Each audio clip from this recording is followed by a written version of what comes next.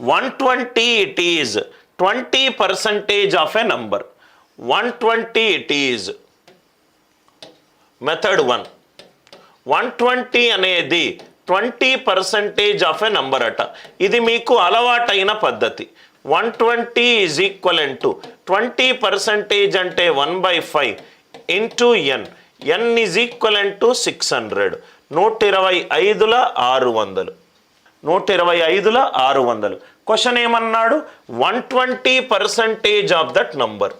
120% of 600. Answer ఎంత? 720. Answer ఎంత? 720. Are you all with me? ఇక్కడ మీకు ఇక్కడ రాగానే ఇప్పుడే నేను ఆ కాన్సెప్ట్ చెప్పాను, అది యూస్ చేసుకుంటే చాలు సార్. ఎన్ అనేది 600 వచ్చింది. 100% ఆఫ్ 600. 100% ఆఫ్ 600 ఎంత? 600. 120% అంటే ఆన్సర్ 600 కంటే ఎక్కువ ఉండాలి. ఆన్సర్ 600 కంటే ఎక్కువ ఉండాలి. ఎప్పుడైతే మీకు ఇక్కడ 600 వచ్చిందో 120% ఆఫ్ 600. 100% ఆఫ్ 600 ఎంత? 600. 120% ఏమవుతుంది?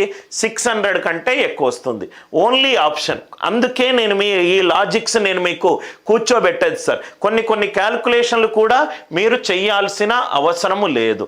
కొన్ని క్యాల్కులేషన్లు కూడా మీరు చేయాల్సిన అవసరము లేదు. నవ్వు ఇక్కడ చూడండి సార్. ఇంకోటి ఇక్కడ చూడంగానే 120 is 20% of N number. Another angle.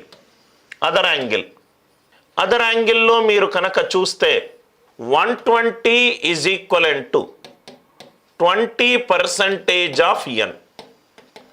20% of N. Sir నేను డిజిటల్ సమ్తో చేయొచ్చా? చేయొచ్చు. 120 డిజిటల్ సమ్ ఎంత? 3. 20 డిజిటల్ సమ్ ఎంత? 2. ఎన్ ఎంత ఉంటే నాకు 3 వస్తుంది? 2 1s are 2, 2 2s are 4, 2 3s are 6, 2 4s are 8, 2 5s are 10, 2 6s are 12.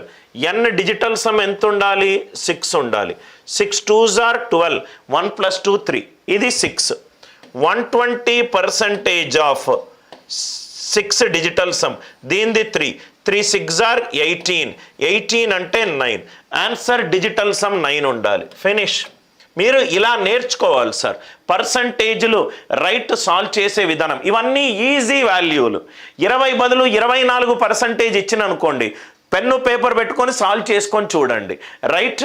So ఆ ఇచ్చిన శాతాల నుంచి భిన్నాలు కాకుండా వేరే శాతాలు ఇచ్చినప్పుడు కొంచెం మీకు ఎక్కువ టైం తీసుకుంటుంది.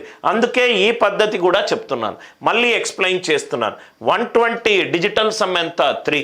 20 ఇదేమో 2. 2ని ఏ నంబర్ తోటి లబ్ధం చేస్తే మనకు 3 వస్తుంది? 2 6ల 12. 1 + 2 3.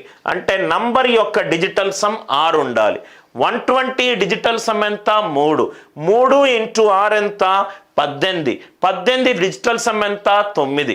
ఆన్సర్ డిజిటల్ సమ్ ఎంత ఉండాలి? 9. ఒకటే ఒక ఆప్షన్ 9 ఉంది. Are you all with me? అందరికీ లాజిక్ అర్థమైంది కదా సార్?